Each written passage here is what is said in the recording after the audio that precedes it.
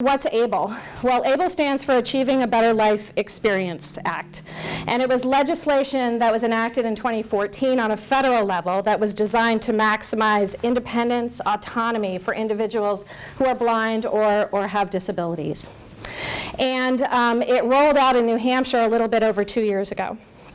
And it's the Stable New Hampshire program in our state. And we partner with the state of Ohio, the Stable program in Ohio. Ohio was one of the first programs off the ground, and as a result, they've had more time to get the kinks out, and they're partnering with a variety of states around the country operating those state programs. So it's a relatively new planning tool when I think about it. You know, special needs trusts have been around for quite some time, since 1993 at least, for self-settled special needs trusts, and I'm going to be talking about that, special needs trusts, in November, and try to weave in the ABLE and how the two work together and how it can maximize options for individuals. But what an ABLE account does, and as Nancy mentioned, it's a tool that allows the individual who's either blind or disabled and receiving public benefits to personally own assets above those very minimal resource limits for some of the federal programs. And the account was modeled, it's actually a tax law. It was modeled after the Education 529 plans. And the assets that are sitting in that grow income tax free, which is a really nice feature for the account when the funds aren't being used on a regular basis. But ABLE assets can be used for a whole variety of purposes. And in some instances, for purposes that, if the funds were coming out of a special needs trust, could prove problematic to the beneficiary in terms of whether it's income in the month received. And most importantly, these ABLE accounts, when it comes to means-tested public benefits, the assets that are sitting in these accounts are non-countable resources to the beneficiary, which is why they can hold those assets and be over those very low resource limits for programs like Supplemental Security Income, SSI. The assets sitting in an ABLE account are going to be excluded resources for HUD programs in Section 8, for food stamps. So anything on a federal level, because it's a federal law, the benefits of an ABLE account allow you to set aside assets and own them if you're a person with disabilities and still tap into those benefits that are based on financial need. So I just wanted to make sure that we were all on the same page. Some, folks in this room have more experience navigating the public benefits than I do. But I wanted to make sure we were all on the same page when we were talking about ABLE and how it interacts with the public benefits. So, these benefits come in a lot of different shapes and sizes. But the ones that we're going to be talking about over the next hour, the individual who's tapping into them has to meet first some financial eligibility criteria, or they have to have generally have a work history that they're tapping into, like a parent's work history, if they become disabled, during their lifetime. For programs that we're also going to be discussing today, because ABLE accounts can only be owned by individuals who are blind or disabled if their disability arose before age 26. So we're only talking about public benefits that are based on financial need with assets and resource limits, and public benefits that for an individual who has a disability. So really going to be focusing on SSI, Supplemental Security Income, and the Medicaid programs that have asset and income rules as we sort of navigate through ABLE. And as I mentioned, ABLE helps an individual own an account that grows income tax-free, and that account is simply excluded as a countable asset for these programs. So I want to focus a little bit on SSI, Supplemental Security Income, because I have some examples later on at the tail end of this of sort of how the ABLE account works. So SSI offers, just so that we're all on the same page, a minimal cash assistance check coming into the household for an individual with disabilities. It's a pure federal program, cash assistance program, and it's designed to offer just a subsistence level of income to that individual. Typically, an individual is not going to be receiving SSI unless they're over the age of 18, because SSI counts a parent's income and resources as a child's income and resources. So it's usually 18 and older that we're looking at people getting on SSI, unless the whole household has very, very modest means. When it comes to the resource limit for SSI, it's only $2,000 that an individual can have in order to stay on that cash assistance program from the federal government. Incredibly low. And unless you have funds tucked away in a safe harbor bucket, like a special needs trust or an ABLE account now, the individual is going to have to stay, as Nancy put it, indigent, really, not have access to assets of their very own. And when it comes to SSI, they're not just looking at what are the asset limitations, but they're also looking at income. What type of income is this individual receiving on a monthly basis? Because the Public Benefits Agency, Social Security, I'm just going to sort of simplify it for myself, I think they're going to say, if you're getting income from somewhere else, why are we giving you income in order to provide for your general basic food and shelter? And so they're looking at how much you have in the bank, and they're looking at what other sources of income you have coming into the household on a monthly basis. And SSI is looking at earned and unearned income. They're also looking at something called in-kind support and maintenance, which is a third party providing food or shelter expenses for a person receiving SSI.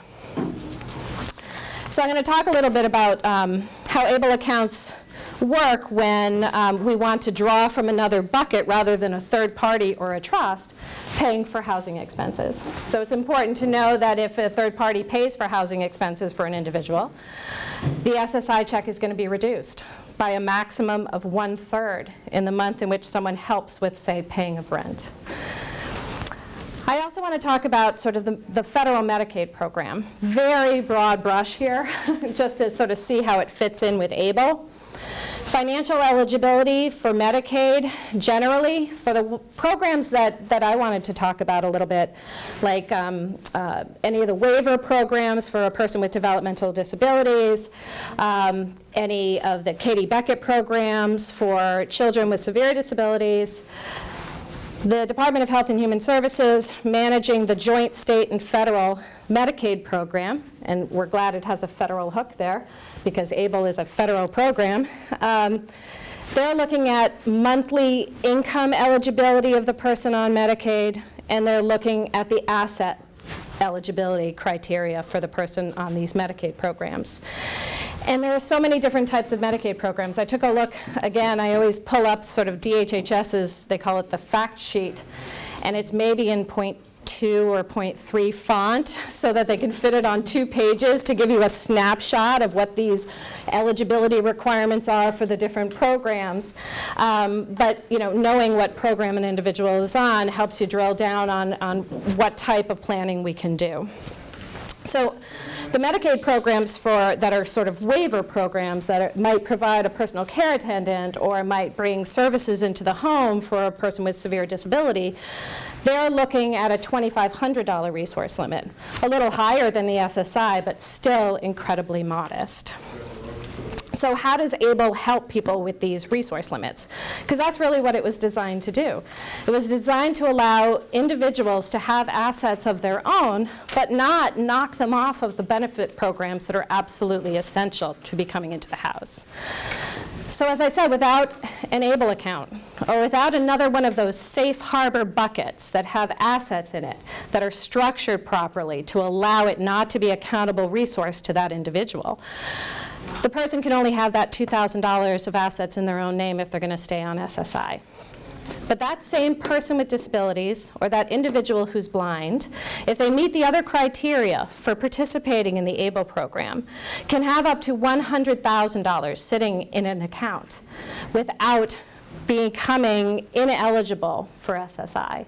And that limit is almost 4 times or 5 times higher than that to stay on Medicaid, because they can have up to the state's 529 education plan limit number to be on, to stay on Medicaid and have that funds in the ABLE account. So $100,000, if you go over that, your SSI is going to be suspended.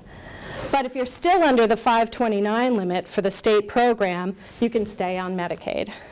And as soon as someone drops the funds down below that $100,000, their SSI would be reinstated. Not through a full application process, but reinstated. It's going to take individuals a while to get to that $100,000 limit. One of the reasons is that the ABLE account can only receive $15,000 a year cumulatively from all sources. So it'll take a while for the ABLE account to build, particularly if someone's using the money that goes in on an annual basis. So that's the asset role. The ABLE account is a safe harbor for individuals who qualify. And the funds in that ABLE account simply are not going to be considered a countable resource toward the $2,000 SSI limit or toward the other Medicaid limits. There are different Medicaid programs that have higher resource limits, like Medicaid for employed adults with disabilities. We're in the $29,000 range rather than $2,500. So it's just knowing the program, but knowing that for Medicaid eligibility, you can go much higher than the $100,000 in the ABLE account. It'll just take a while to get there because it can only build slowly. Yeah, thank you. Yeah, exactly. Question? Yeah. Can anybody contribute to that ABLE account, like outside parties? That's a great question, yeah. That is a good question. So the ABLE account can receive assets from any person, and person is defined as a trust. It's an individual, it's a third party, it's the person with disabilities themselves, so anyone can contribute. But collectively, only $15,000 a year can go in. And the Stable New Hampshire program will cut off and send money back if an additional contribution tries to get through the door, and $15,000 has already been contributed by someone else or a collective group. Once you get almost to 100,000, Yep. can someone, say an attorney, move some of it to a different safe harbor bucket so that you're not over it, but you still have it? Yeah, so you're going advanced 101. So Roll it over? in answer to your question, so there are abilities to, so this is going to be in 3 parts. So there is an ability to do some rollovers, and I'll mention it probably again later, but if you have a 529 education plan and a child who simply is not going to use all that money for education, the law now allows for rolling over of money from a 529 plan into a 529A ABLE account plan. But you're still $15,000 per limit. So that's one rollover that's possible. Secondly, ABLE accounts are considered the asset of the beneficiary, of the owner, of the person with disabilities. And so if they're going to take the assets out and they're going to move it into another safe harbor bucket, they're going to have to move it into a self-settled special needs trust, one with a similar Medicaid payback. The Medicaid payback under the ABLE account differs from the Medicaid payback in a special needs trust, self-settled special needs trust. I'm going to talk about sort of that in November, but in answer to your question, they wouldn't be able to move it into a trust, say a grandparent or a parent created for that person. They'd have to go into a self-settled safe harbor bucket. But they'll be able to keep more than 100,000 in the building? Mm-hmm. Yep. Yep. But the difference in having it in another safe harbor bucket is that the person with disabilities isn't the owner and doesn't control it and doesn't, have the access to it. They're tied to a trustee making decisions. They don't have the right to demand distributions. There are certain structures of a special needs trust. It can't be a support style trust. And how funds are used coming out of a special needs trust versus how funds can be used coming out of an ABLE account and how the benefits agencies treat them differ. And so, more times than not, folks are, if you get up to a $100,000 range and you really want to keep your $771 SSI check every month, then yes, you need to find another use for the excess funds so you can stay under that amount.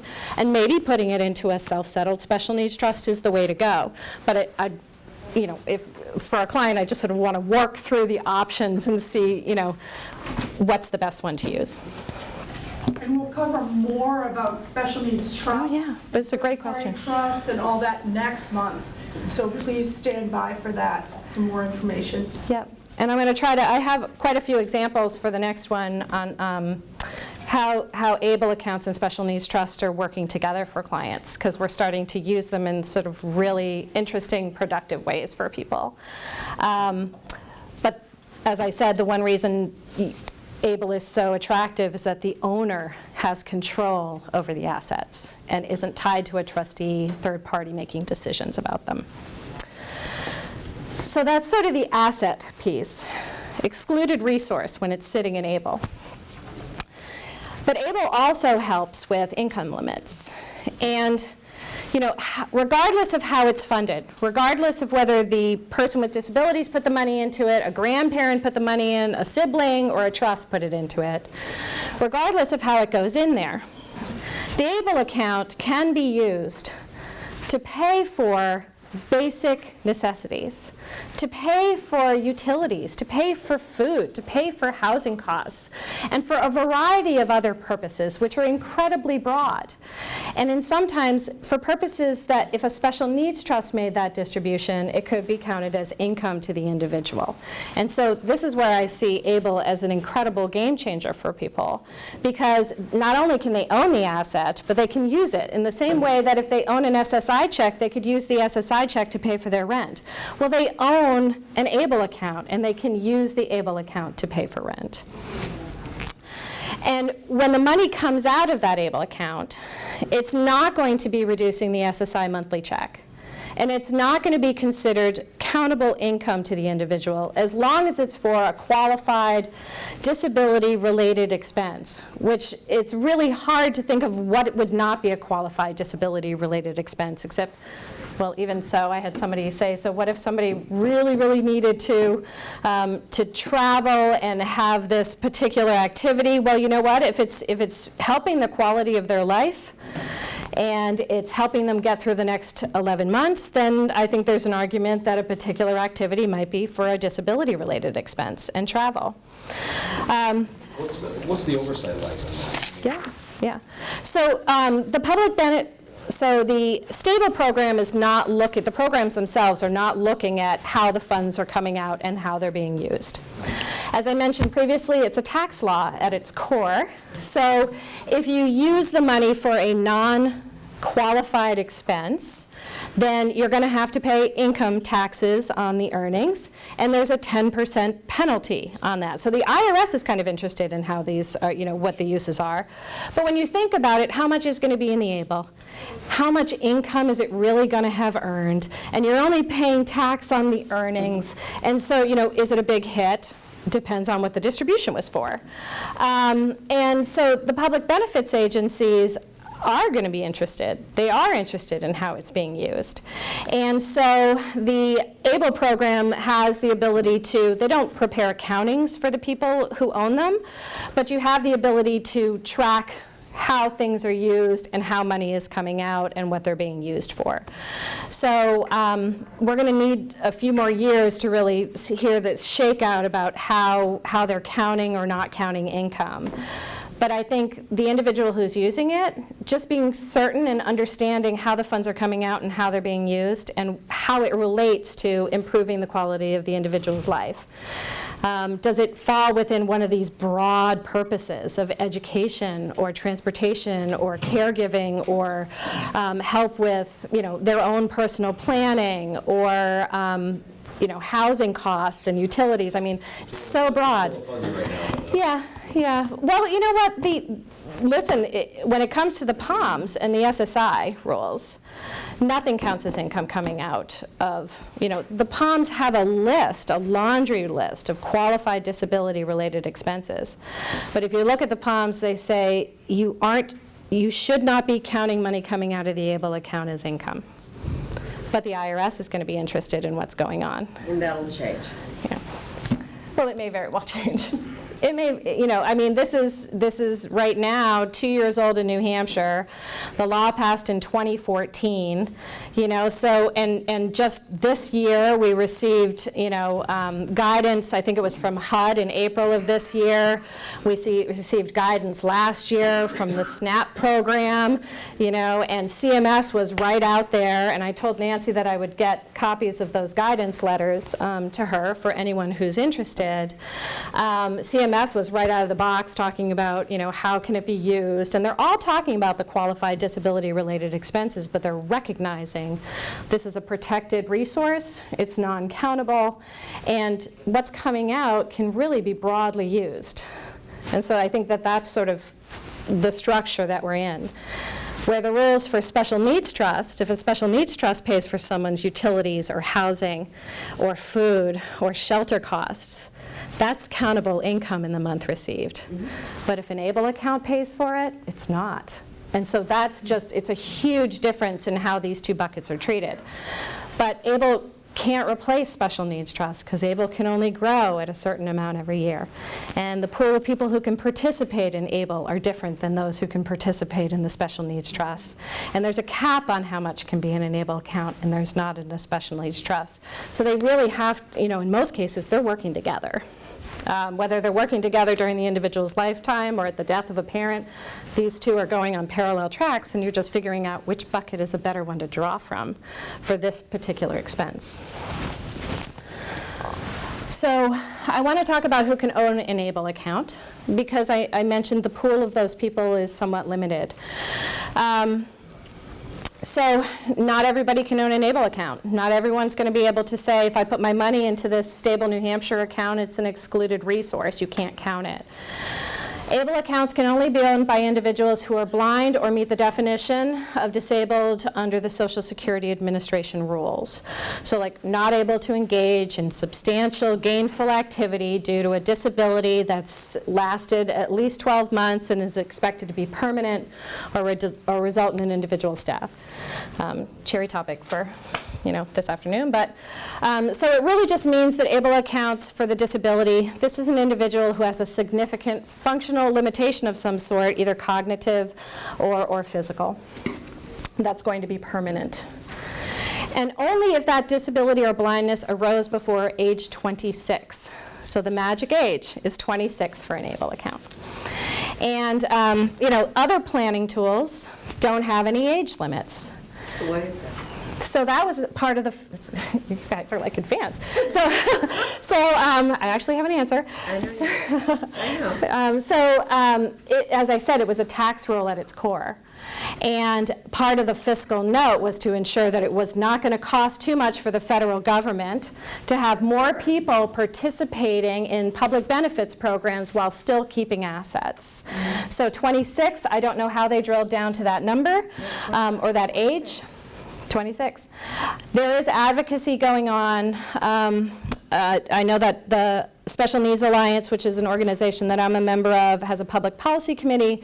There's a lot of advocacy in Washington to try to increase that age into the 40s because it can be incredibly limiting. I guess my advice to clients who come in with younger children is just resist the urge to purge paper. Just scan it, get it into the system, keep what you can, because if you're ever asked, now ABLE account, the stable program, is opened online. You log into the portal at Stable New Hampshire and you can open the account online. So it's a bit of the honor system, and it's a self-certification that the individual who's owning this account's disability arose before age 26. Now, that's fine, but you better have the backup if somebody asks you the question. So, it's one thing to self-certify. It's another thing, they're not asking you to send all of the information about disability in at the time that you open the ABLE account. One quick question. Yeah. You said blind or disabled. Does that include traumatic brain injury? So It does. if a veteran comes back from, At age 30, That's a good question. the ABLE is not an option for them. It has to have arisen before age 26. Okay. Because they don't want to spend the money. Well, they wanted to limit the pool in order to offer it to the people that they could, and now it's a matter of chipping away and seeing if we can get the age higher. But better to have it in the door at an age and then work from there. Right. Yeah, Give somebody yeah. with a brain injury a small window because they can't have a brain injury until 22. Right. Well, 26. No. Right, but you only have a 4-year window. Disability. You only have a 4-year window. 4 years, yep. Yeah, 4-year window. And so, there are other safe harbor buckets don't have an age 26 limitation. So a self-settled special needs trust, a trust in which an individual with disabilities can take their own assets, put it into an irrevocable trust, have a third party manage it for them. They don't have complete access to it. They're not the trustee of it. But a self-settled special needs trust, the individual has to be under the age of 65 in order to create and fund that. So a much higher age. But if you have someone who had an accident in a nursing home and sues a nursing home and was on Medicaid and gets an award and they're 80 years old, well, they can't use a self-settled special needs trust. So there's age limitations throughout all of the benefits programs, but it's just that the ABLE Act has a very young one, in my opinion. Also, third-party special needs trusts, and we're going to talk about that in a bit, where a family member sets aside assets for a person so that the funds are available to provide and supplement what benefits pay for. That has no age limitation at all. The individual's disability could have arisen at age 90 if someone wanted to set aside for someone who's receiving long-term care Medicaid. So I'm going to shift a little bit and just talk about who creates and controls an ABLE account, because I've already mentioned that the individual owns it. It's their asset. And so ABLE accounts can be created and managed by the beneficiary personally, by the owner themselves, if they're over the age of 18, and if they have the capacity to manage that account on their own. If a parent wanted to create an ABLE account for a child with disabilities, and that child is a minor, you don't have to wait until the child is 18 in order to start these 529A income tax-free growth accounts. You don't have to wait until they're 18 to get them off the ground. You could start funding them at any time you had resources that you wanted to put away into that. But when it comes to managing the account, it can be managed by the beneficiary and the owner if they're competent and over 18, or it can be managed by a parent. It can be managed by a guardian or a conservator for folks who want to keep their rights over their estate but just want to name someone and want court oversight on the management of ABLE. I don't know why they'd want the court oversight, because it can also be managed by someone who's an agent under a power of attorney for financial matters, as long as the document says they can. And so the Stable New Hampshire program has its own limited power of attorney, and I talked about limited and general power of attorneys at sort of the last in September, but they have a limited power of attorney where someone can name an individual solely for the purpose of being their authorized legal representative, an ALR, to manage their stable program. And so that would be the only role the person had, and the individual could manage the rest of their estate if they were competent to do it. Okay. So if a parent is the guardian over the person and the estate, you can create and manage the ABLE program for. You can. Yeah, what's not clear is whether or not you should ask the advice of the court in order to manage the ABLE account, because it's not one of the laundry list of items, but it's a financial asset, it's a financial account. I would think it would reasonably fall within the structure of that, and a guardian is able to manage ABLE under the federal law. And would someone in that situation have to get power of attorney? So they would not have to, in addition. It's an either or. It's an either or. Yep. So I mentioned that the account can be created online. And New Hampshire, I put the link to where that can be. It's www.stablenewhampshire.com. Bless you. And the Governor's Commission on Disability manages it. Where are the assets custody? So they are actually managed with the Ohio Stable program, and there's 4 different investment strategies that can be utilized. And so I'd have to take a look. I think Fidelity is one of the folks who does a lot of the national 529 plans, and I believe Fidelity is involved in sort of the management and the custody of it. The different investment options that an individual can choose are sort of just straight cash in the account, sort of CD or modest growth or aggressive growth. And so you have the option. I can talk to the GDC about sort of where it's invested, though, if you're interested. Yeah. So, I was thinking about ABLE when it first rolled out, and it almost sounds too good to be true, right? Nothing counts when it's sitting in the ABLE account. Things are going to be able to be used for all of these broad purposes. But there are some limits, and I've mentioned some of the limits. $100,000 is one of them. Age 26 is another one. A third limitation that's important to know is that there can only be one ABLE account per beneficiary that will be disregarded by the federal benefits programs. An individual could have 4 trusts created by 4 different people providing for their benefit, and as long as those trusts are created properly, the assets are not going to be their countable resource, but only one ABLE account is going to be disregarded.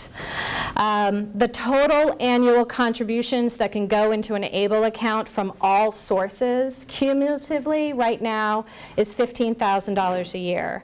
That number, because it's a tax law, is tied to the annual gift tax exclusion. Right now it's 15 grand. In years past it was 14. It doesn't go up very quickly, but if it changes to 16, it'll be $16,000 in the year the gift tax rules change. It'll go up.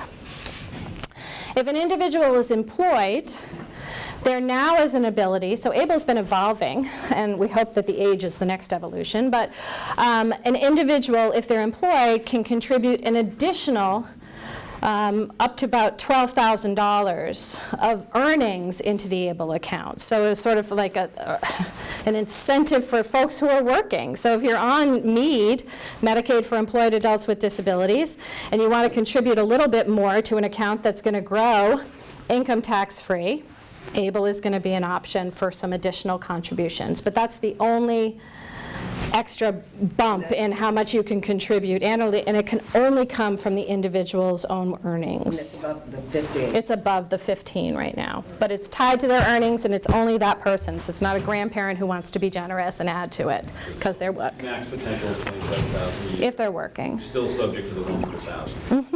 Extra 12 accounts toward that. For SSI, still subject to the extra 100,000. But if someone's working and earning that much, they may not be even eligible for SSI to begin with, because SSI is going to count $1, $1 for every 2 earned as earned income and wages. So it's just sort of navigating that and figuring it out. Yeah, it's a great question. So is part of your question that if they are not receiving SSI, can they have more than $100,000 in the ABLE account? Oh, yes. They can have, well, 2 things. Is the individual on a public benefits program based on financial need? Do they want to put their money into an ABLE account if they're not? Would they prefer to have it doing something else, earning differently? No restrictions at all on uses.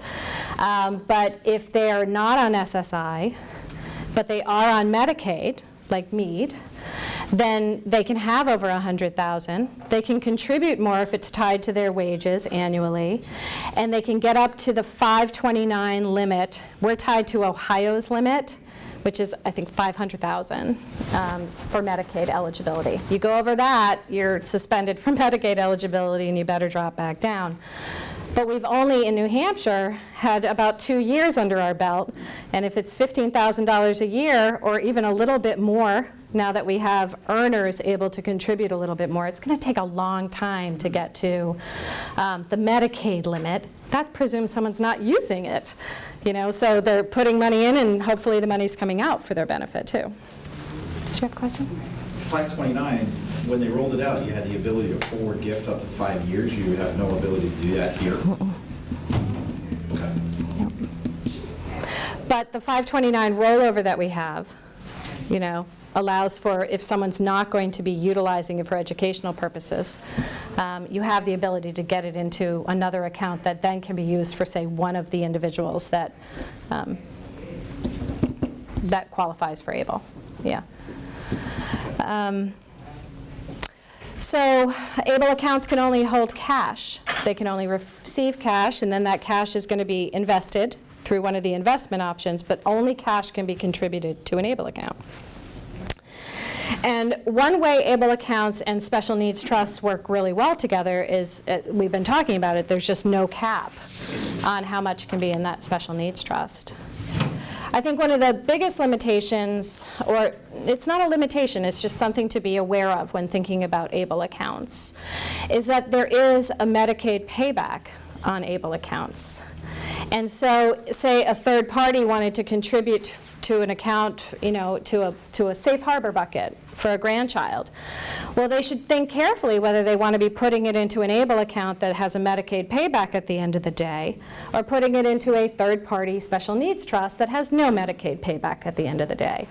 And the question I would have for folks is, how do you want the funds used? Because ABLE can be used in ways a special needs trust can't. And so it's sort of talking to folks about planning.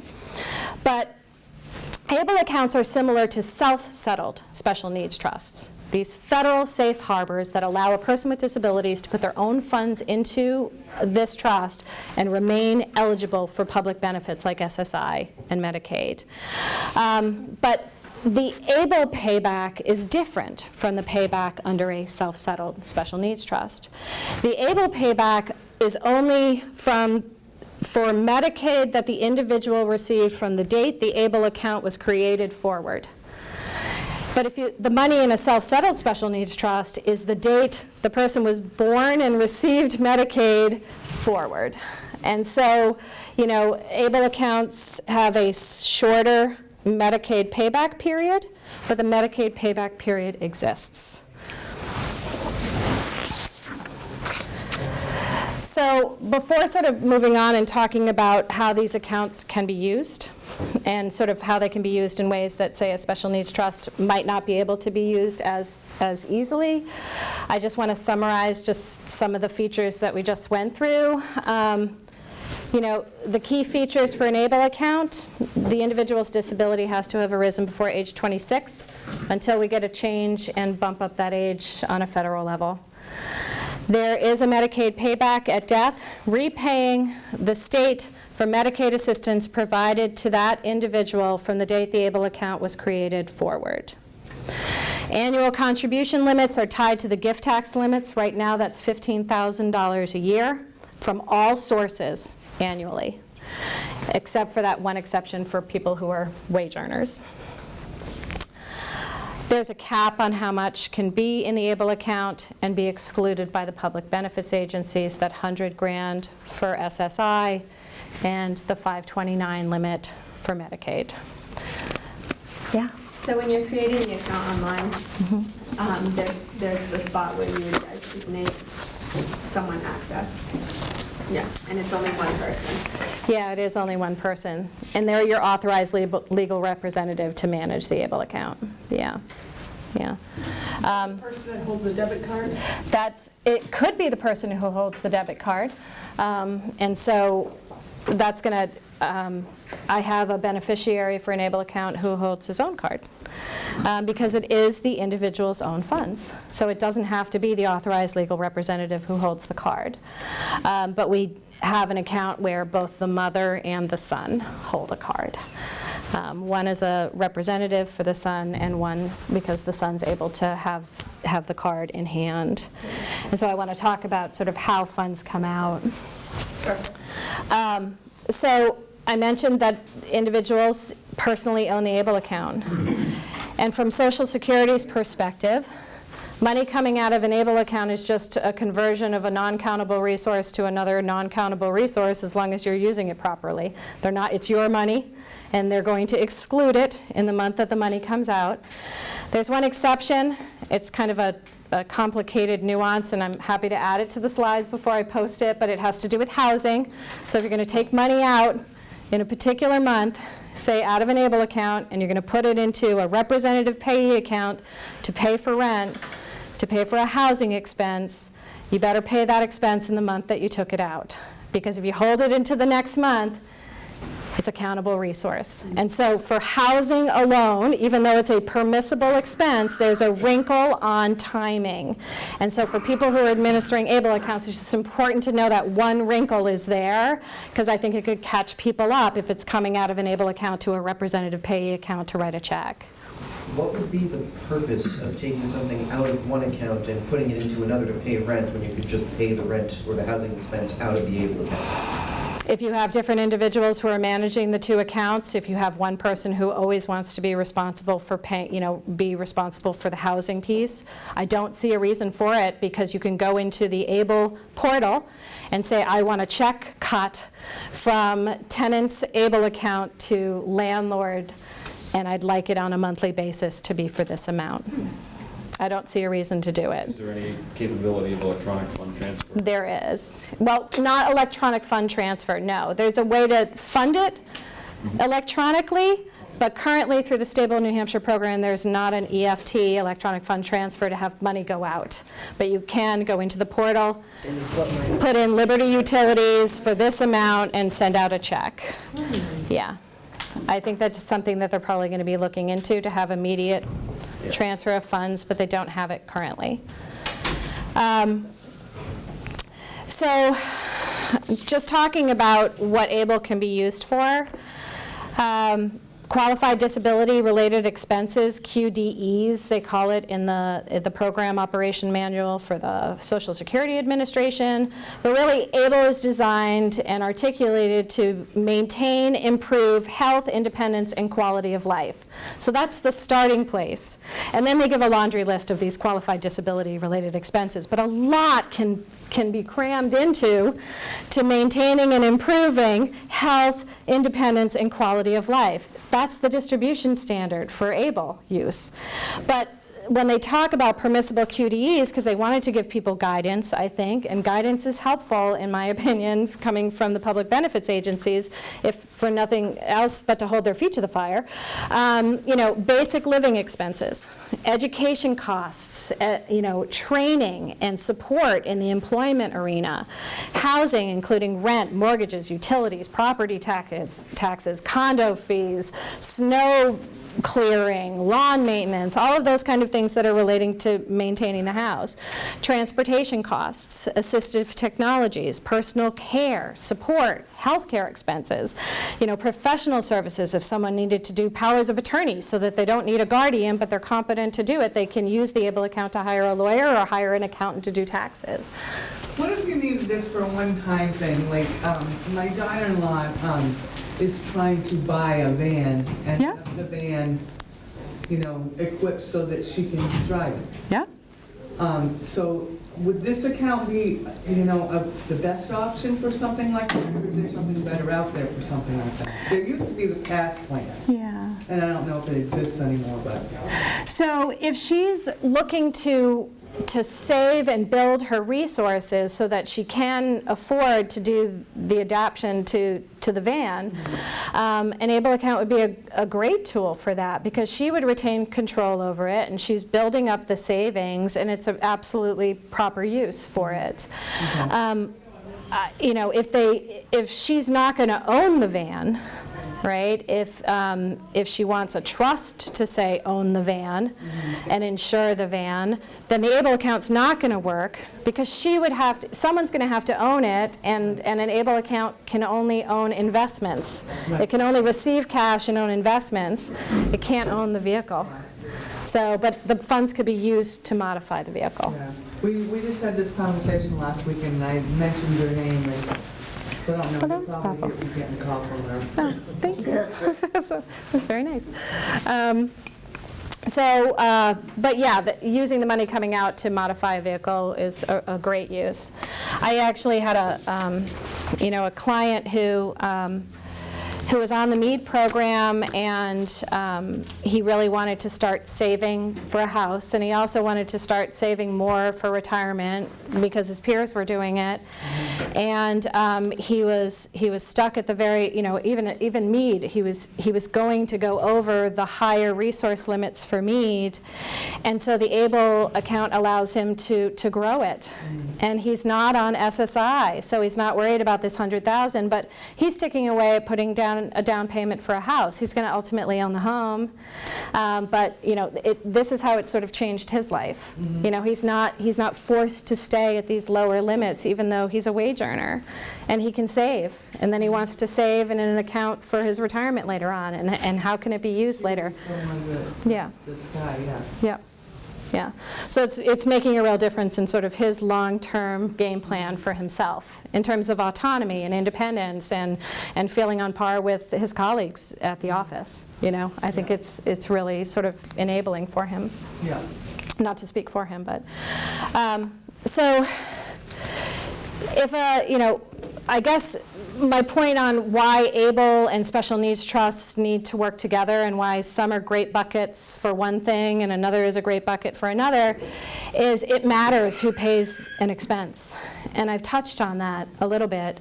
But if a third party or a trust is going to be paying for someone's housing expenses, the payment is going to be considered in-kind support and maintenance, ISM, and it's going to be countable income in the month received for benefits eligibility like SSI.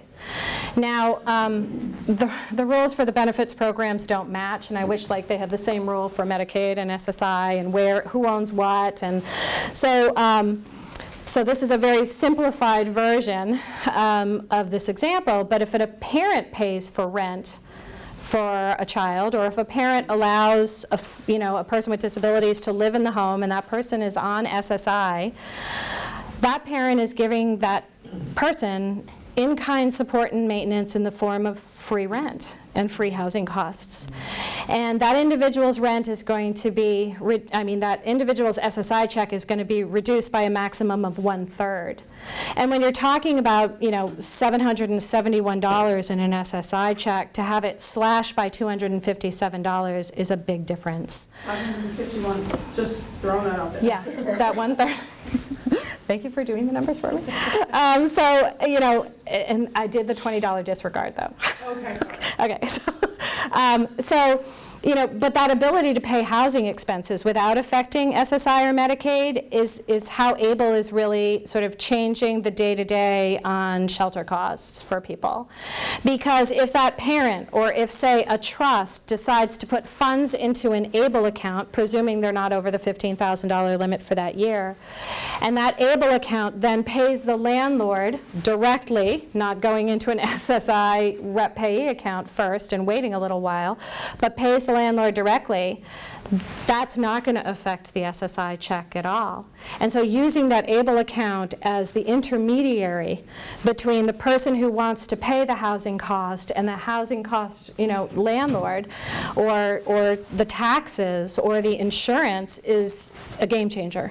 Because if it just goes through the ABLE account coming out for a housing expense, it's not going to reduce the SSI check, and it's not going to be considered countable income for Medicaid. So how do funds get into these ABLE accounts? So, any person, a trust, an individual, the person who owns the account can fund the ABLE account. And it can be fund, as I mentioned, through electronic fund transfers. It can be funded through a money order sent to the Stable program. It can be funded through a credit card. It can be funded through a debit card. Stable New Hampshire actually, and we've used this on several occasions for clients, they have an ability to send what's an e-gift email to recipients. So if someone's birthday is coming up, or if someone's graduating, or if there's a reason that funds are needed, the authorized legal representative, or anyone really, can send an email to an individual that has a hyperlink built into it. That person can click on it, and it will take them to the page that they need to drop money in with a credit card or an electronic fund transfer or a debit card. And so it's seamless to get money into it. I mentioned, and on the slides is some information about sort of, how other money gets in, rollovers of 529 plans for a child who might not be using all of the education plan costs can drop into a 529A if the person who owns that account meets all of the other criteria that's needed for the ABLE account, including disability arose before age 26. So I had some clients actually who had 529 plans, and they created it for 4 of their children, but one of their children is never going to go to college. And they didn't know that when their child was born or when they got these off the ground. And so they want to be able to set aside those funds, and they like the idea of having it grow income tax free, and so they're going to be able to drop $15,000 from that education plan into the ABLE account for their child annually and just shift it over to a different bucket that can be used for more purposes for this child who has different needs, and they're not going to be using it for college-related tuition and expenses. We already touched on some of these things as we've gone along about who controls the ABLE account. The account owner, a parent, a guardian, or a conservator if that person has been appointed. If the individual with disabilities has capacity and they sign a power of attorney, they're going to be able to have someone manage that for them outside of a court structure. So one, I have one client right now who's a single mother. Her son is under guardianship only over the person. When she passes away, they're going to have to open a guardian over the estate in order to get someone to manage this for him, because the pool of people who can manage it is limited. And it's limited to the people. It's not a representative payee, is not listed in there, which is unusual, and so that's part of the discussion. So the age going up to maybe 40, but why isn't representative payee listed in the laundry list of who is an authorized legal representative to manage an ABLE account? It seems like an oversight. Maybe it was intentional, but we're going to try to, the advocacy nationally is to try to get that individual in the list. But regardless of who has signature authority, the owner is the person with disabilities. They're the owner of the account. It just happens to be an excluded resource and not countable toward those financial limits. Yeah. Back to how they flow in. Yeah. It's obviously a different type of account. It's a good option, but it kind of comes down to who's lucky enough to have the people that have assets to kind of help them. Yep. Right? Because if they work too much, busting their hump to put in, they're going to lose benefits under Social Security, right? Mm-hmm. Yep. Yeah, it requires, it's a savings account at its core, so you have to have some type of savings or someone who's willing to set aside the funds for you. Yeah. Does ABLE have the ability to, let's say, we've got a recurring expense, rent. Mm-hmm. Can you set that up as a recurring payment, or do you have to go in every single time the payment is due? We have not yet been able to, but we've been talking to, I've communicated my hope that, it happened to the folks out in Stable, but we haven't been able to set up a recurring event yet. Yeah. Some other states may have it, and I think the Ohio Stable program, which New Hampshire partners with, because New Hampshire didn't have its own Stable program, and many states don't. There's a lot of partnerships that are going on. There's also consortiums where some states as a group came together and said, we're going to create our own program. New Hampshire elected, after vetting the ones that were available, to go with Ohio, as did many other states. But right now, they don't have the recurring, at least not last month when I had to pay a check for someone. Okay. So we've already talked on this. How does money come out of the accounts? Requests for checks can be made electronically to the program manager, and that program manager then issues checks and mails them to the vendors. There is a time lag, so it's important to just sort of be looking at these in advance, because you cannot currently automatically diary them. The debit card, which Nancy has already mentioned. Stable New Hampshire offers what's known as a Stable card. It works just like a regular debit card works, but it has some additional controls that can be built into it. So the card is preloaded periodically or regularly by the individual who has the authority to manage the ABLE account on the portal. The card is never going to pull directly out of the ABLE account itself. So if there's not enough funds on the card, there's no overdraft protection. It's not dropping into the ABLE account. It'll be declined. So it's really a standalone feature, like a preloaded Visa card. I think of it that way. The card can place limitations on the types of merchants that the card can be used at, so, but it can't drill down further yet. So it could say it can be used for local transportation. I think Stable New Hampshire does Lyft but not Uber, just because they negotiate contracts, and I think that's correct. But it uses one, not the other, because I know that because I had a beneficiary who wanted to use one, and I couldn't get him to use one, so he had to shift to a different driver service. It could be used at a pharmacy, but you could also lock it down and say it can't be used at a hotel or at a bar. And so, like, you can limit the types of merchants. What it doesn't do is say you can't buy cigarettes with it, or you can't go into a grocery store and you can't buy alcohol. So in a special needs trust arena, so the debit card is incredibly powerful for the person to have access to funds in their own hand in ways that, they just otherwise might not. In a special needs trust arena, there's a card that's called a TrueLink card. And a TrueLink card operates very similarly to a stable New Hampshire card, but a TrueLink card, they've been around longer than ABLE has, so they've got the infrastructure to drill down and say it can't be used for these types of purchases. And I think that's the direction that the stable card probably will go in, but right now it's just at the merchant level. So local transportation, but not to buy a plane ticket. Yeah. How many businesses in New Hampshire generally accept these debit cards? Is there a limit similar to some places not accepting American Express, say? Or? Not that I'm aware of, no. No. And so I've had it ordered, but I haven't had the card in hand. So I don't know if it's using sort of a Visa or a MasterCard platform, but it's not a card that I've had a beneficiary say it was denied at a source of purchase. Not to say that someone hasn't done it, but I haven't heard of it in the last year. And from this beneficiary, I think I probably would have heard quickly. Yeah. It's a great question. So the card also is going to keep track of spending and how it's used. And so while there's not a feature yet on the stable platform about just clicking and just getting a really nice detailed accounting, there's ways to go in and get all of the information in one spot, because all of the expenses and the uses of the stable card are being tracked, just as they would for any kind of statement for a credit card. So Judith, because this is such a broad,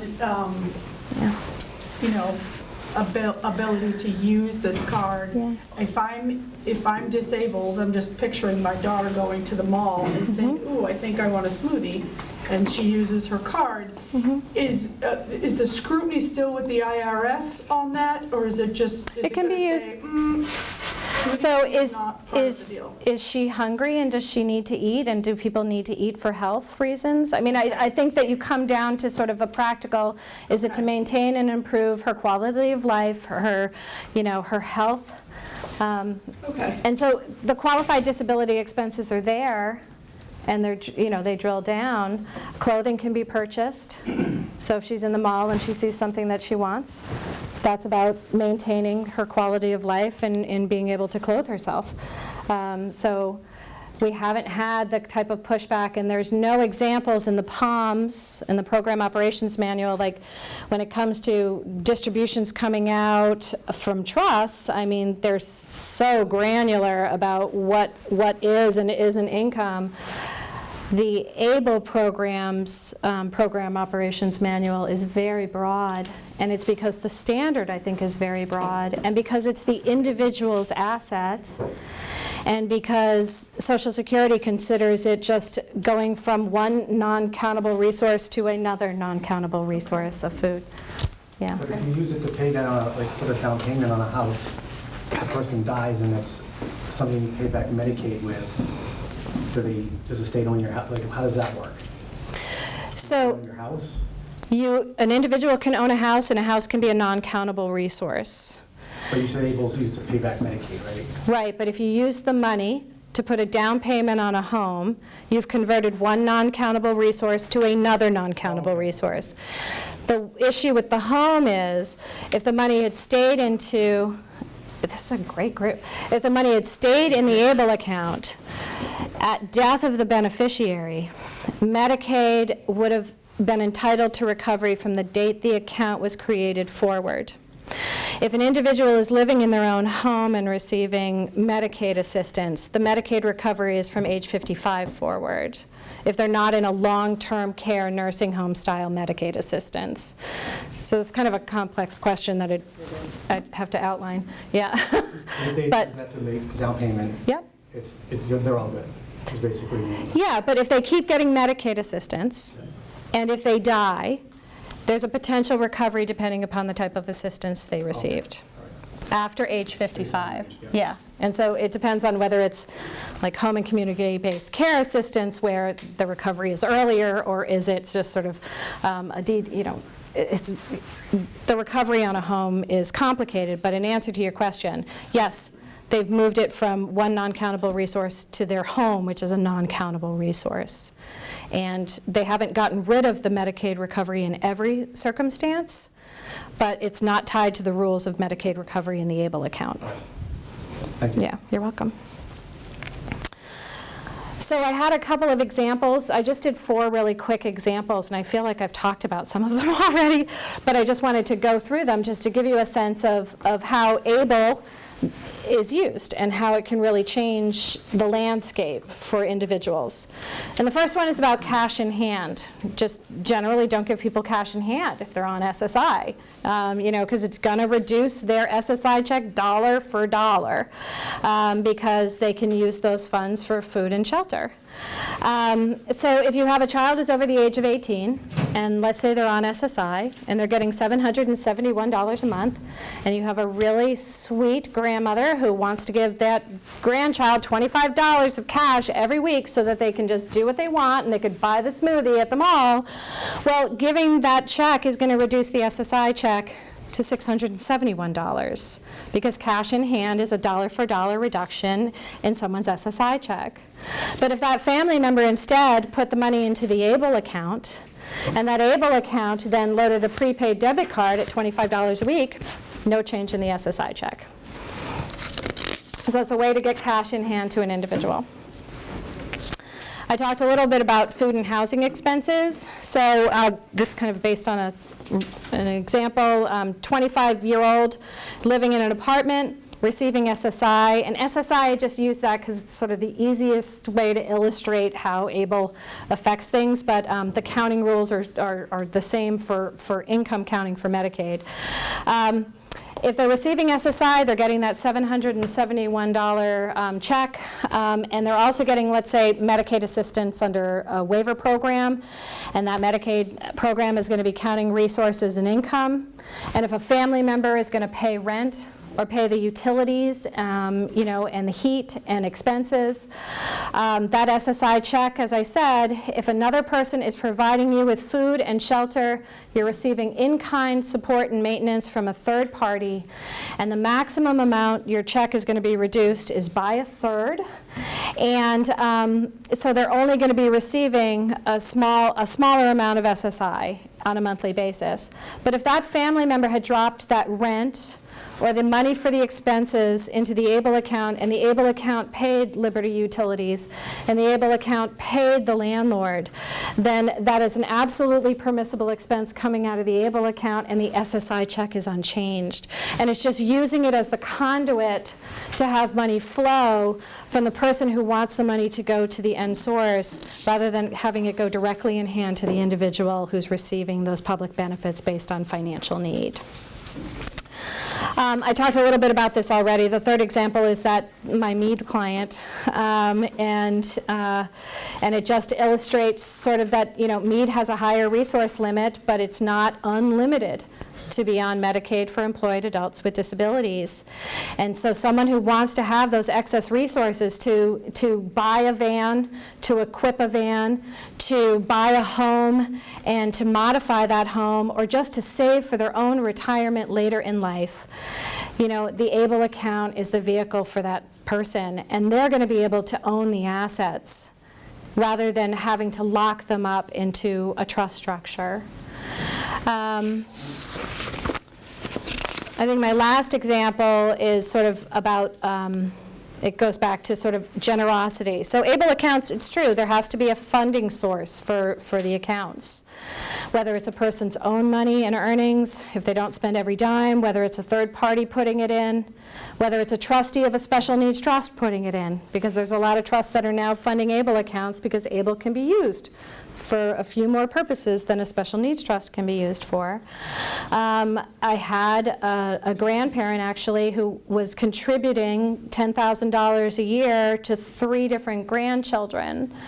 And she had another grandchild that was born, and she was hesitant about making that contribution to the child who was on Katie Beckett with a $2,500 resource limit and didn't want income coming in on a monthly basis to that grandchild. And so she's now dropping that grandchild's money into an ABLE account. And she's funding 529 plans for the other grandchildren. And so it's leveled the playing field for her so that her generosity is, oh yeah, no, she's a sweetheart.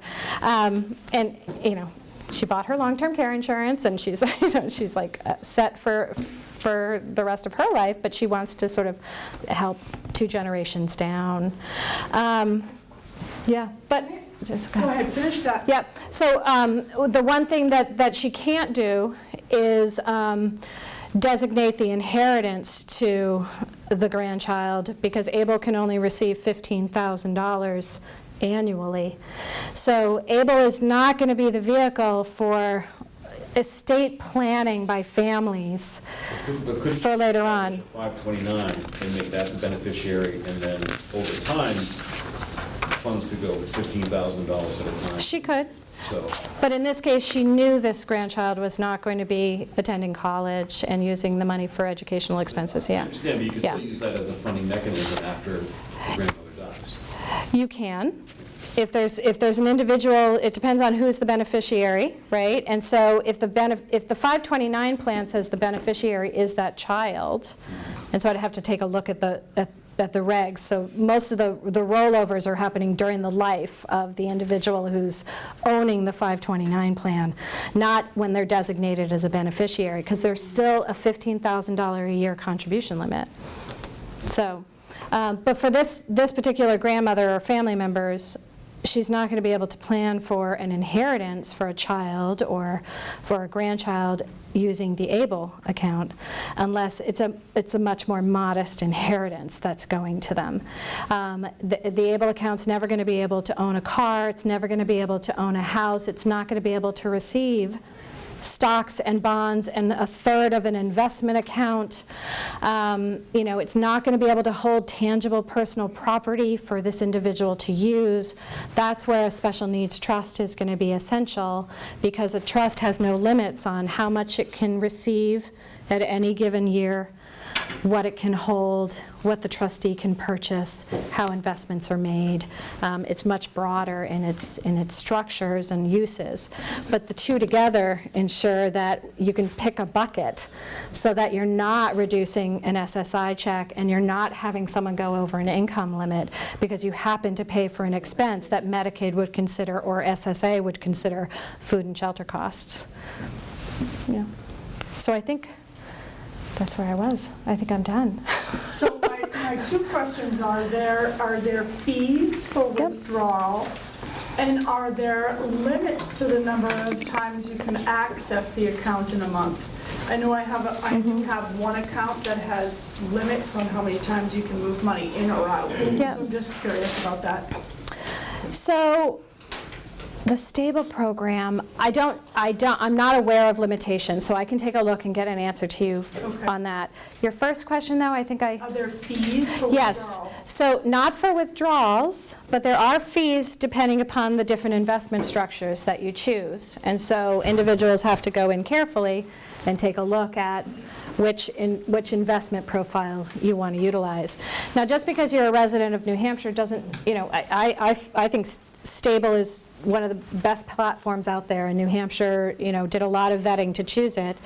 But when ABLE first rolled out, they had a residency requirement that required you to use the ABLE program in your state until they realized that not every state had the funds to get their own program off the ground, and they allowed states to partner with other programs. So now you can shop around and you can use any ABLE program nationally, whether it's a consortium and individuals who want to do that kind of vetting of the different ABLE programs could decide that they want to go to New York and look at the New York fees and compare it against to the ABLE fees and decide what it's going to cost to have the money in there managed by the ABLE program.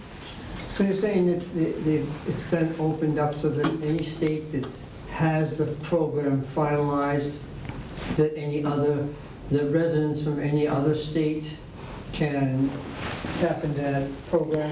The state has to authorize non-resident participation. I think when the last I looked, Florida did not, but many states do allow it.